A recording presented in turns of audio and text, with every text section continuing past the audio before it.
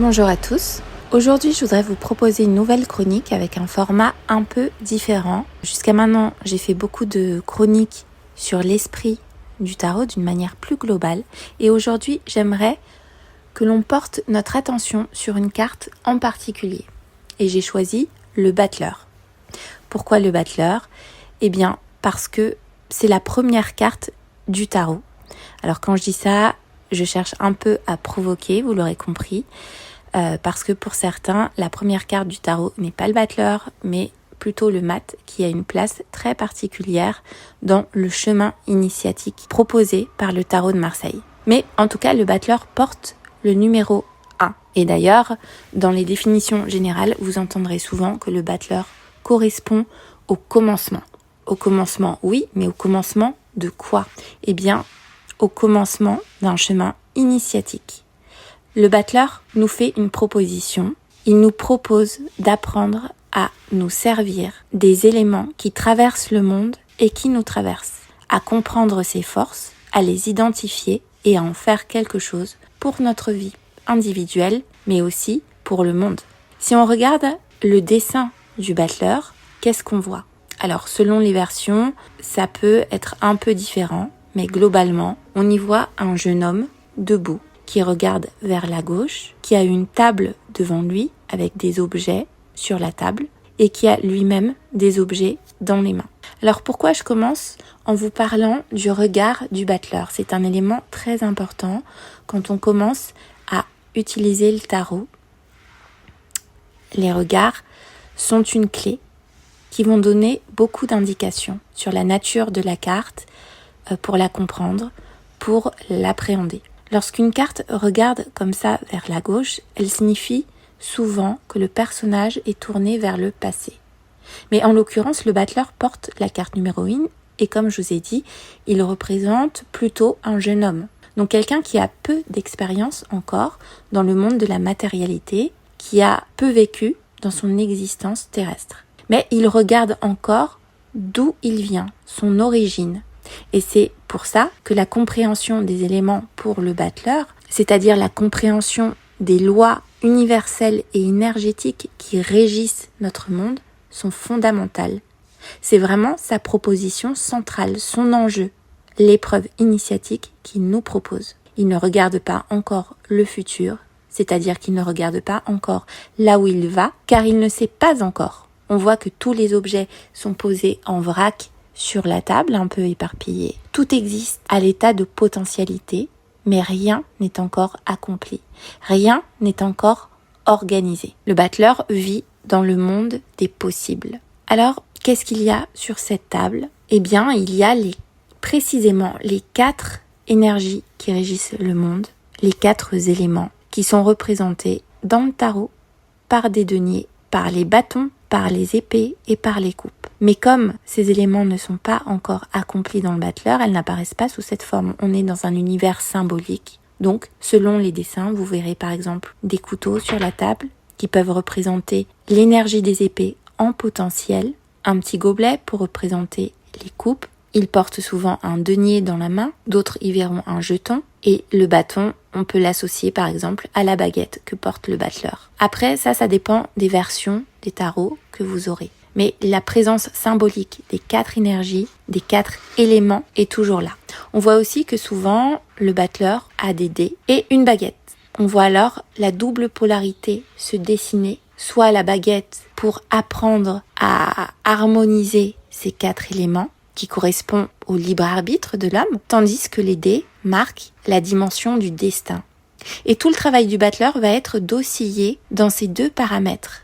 Comment réussir à faire s'accomplir les forces, les 4 forces du monde, les 4 forces qui nous traversent entre ces 2 polarités, libre arbitre et destin.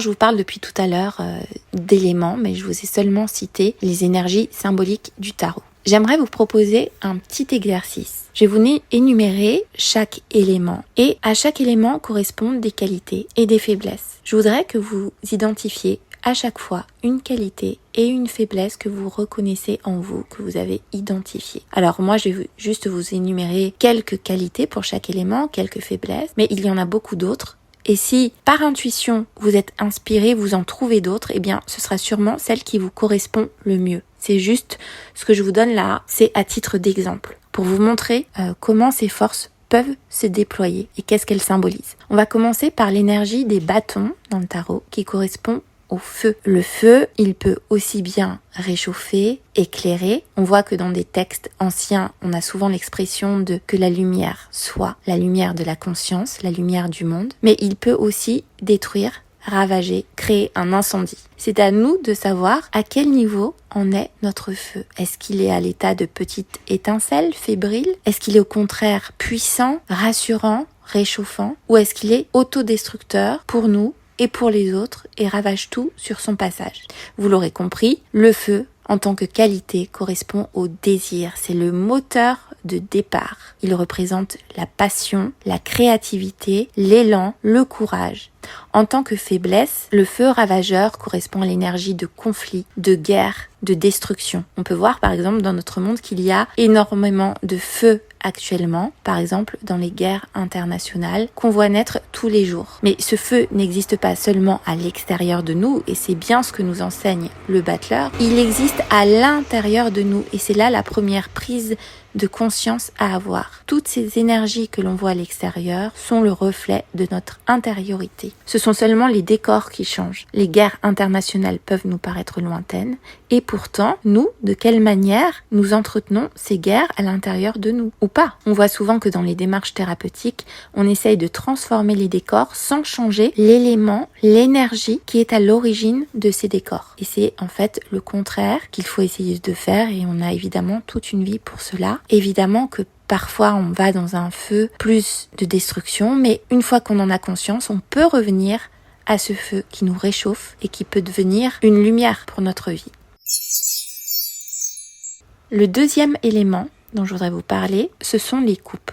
Les coupes représentent l'eau. Donc l'eau, c'est pareil, elle n'est ni positive ni négative en soi. Ça dépend toujours du contexte, du degré, de la manière dont elle est appréhendée. L'eau peut être purificatrice, mais elle peut aussi submerger et détruire, noyer.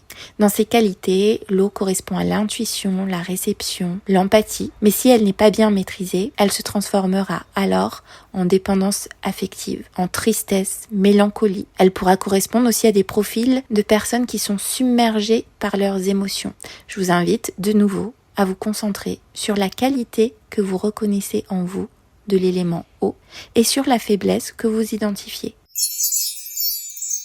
Le troisième élément que je voudrais vous présenter maintenant est représenté dans le tarot par les épées et il correspond à l'air. L'air, c'est le monde de la pensée, de l'intellect. Alors aujourd'hui, on entend beaucoup le mental, on est prisonnier du mental, etc. Oui et non, c'est très à la mode de dire ça, mais en fait, le monde de la pensée nous sert et fait aussi la spécificité de l'homme. Il permet le discernement, il permet la conscience, il permet de transmettre, de communiquer. Mais effectivement, dans son aspect déséquilibré, l'air correspond à un intellect qui sera prisonnier. Rumination. On peut aussi voir des profils avec une tendance à critiquer. Critiquer soi-même et critiquer les autres. Être dans le jugement perpétuel. De nouveau, je vous invite à identifier les qualités et faiblesses de l'air dans votre vie. Et vous pouvez aussi vous demander, est-ce que l'air est présent dans ma vie ou pas? Est-ce que elle est présente à l'état de petite brise agréable ou est-ce qu'elle crée une tempête que je ne peux pas maîtriser, dont je suis l'objet? Puisque l'épreuve du battleur nous demande de ne plus subir ces forces, mais d'apprendre à jouer avec, d'apprendre à composer grâce à la baguette initiatique qu'il porte. L'air, c'est aussi une force médiatrice très importante qui fait la jonction justement entre le feu et l'eau. Donc elle est fondamentale et on ne peut pas la réduire au mental, à l'intellect. Quatrième et dernier élément que j'ai envie de vous présenter maintenant, qui fait partie du monde du tarot et du monde du battleur, et donc de notre monde, c'est plutôt l'élément terre, représenté par les deniers. Les deniers, on voit que dans le tarot, ce sont des petits cercles. La terre a un rôle particulier. Déjà, nous vivons sur terre, et donc la terre représente tout ce qui est concret, tout ce que nous avons à accomplir ici dans sa forme la plus matérielle, concrète. La terre, elle a une fonction transformatrice. Elle transforme justement les autres éléments. Feu, eau, air. Elle en fait quelque chose de tangible. Dans ses qualités, la terre, elle est féconde, Elle construit précisément. Elle correspond à des profils qui prennent leurs responsabilités. Elle permet de concrétiser. Mais dans ses faiblesses, la Terre peut devenir lourde, rigide, contrôlante. Donc voilà, je vous laisse avec cette sensation d'être passé par les 4 éléments et comment ils s'invitent à l'intérieur de nous et dans notre vie.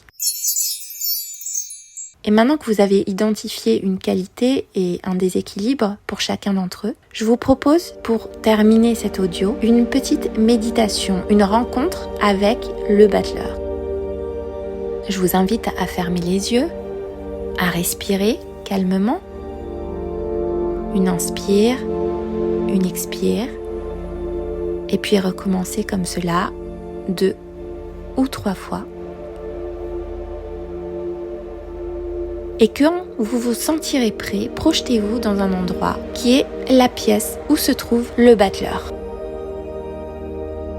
Vous êtes devant lui. Vous le regardez. Il vous sourit.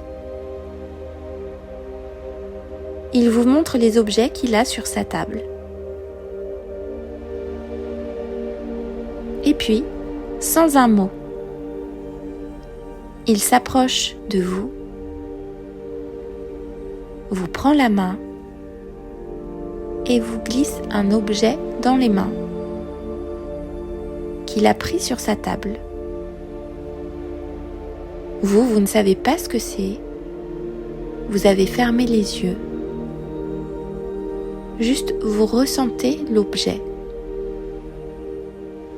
L'objet importe peu en tant que tel. Ce qui compte, c'est la sensation. Vous sentez alors que l'objet est chaud. Vous sentez la chaleur de l'objet. C'est à vous de décider de l'intensité de cette chaleur. Puis l'objet devient humide, presque mouillé. Qu'est-ce que ça vous fait ? Est-ce que c'est agréable ou désagréable ? Puis cet objet devient léger comme une plume. Il pourrait presque s'en aller de votre main si vous le laissiez faire. Vous sentez qu'il est souple. Vous pouvez jouer avec très facilement. Puis cet objet prend de la contenance, du poids. Vous le sentez dans votre main. Est-ce que c'est un poids agréable ou au contraire est-ce qu'il est trop lourd pour vous ?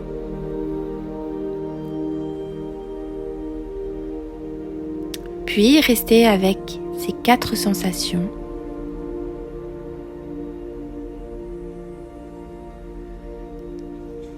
Après avoir pris 1 ou 2 respirations, il ne reste plus qu'une seule de ces 4 sensations, soit la chaleur, soit l'humidité, soit la légèreté, soit le poids, la présence de l'objet dans votre main. C'est à vous de décider. C'est à vous de ressentir. Quelle sensation est la plus présente ?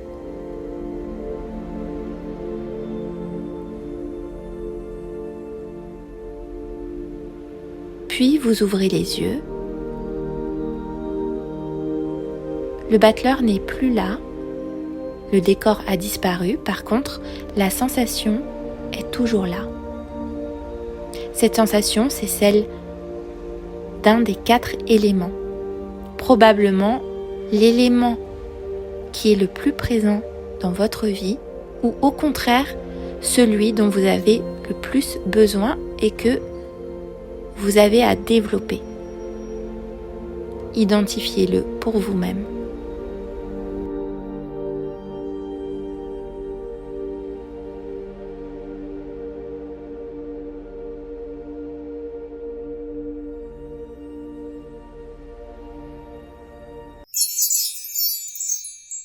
Voilà, c'était le format que j'avais envie de vous proposer pour aujourd'hui, un petit peu plus expérimental, mais toujours en lien avec les symboles du tarot.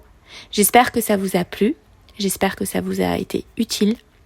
N'hésitez pas à le réécouter, à vous approprier ces 4 éléments du tarot qui sont fondamentaux pour comprendre l'ensemble des cartes. C'est un thème qui va toujours revenir et puis c'est un thème qui est présent dans notre vie. C'est à partir de ces 4 éléments, de ces 4 énergies qu'on va pouvoir construire, que ce soit le domaine de la créativité, le domaine professionnel, le domaine émotionnel, le domaine de la pensée, de la conscience. En tout cas, je vous invite à liker si vous avez aimé cet audio. Et puis si vous souhaitez en savoir plus sur mon activité, n'hésitez pas à me contacter, à regarder mon site internet. Et je vous dis à bientôt.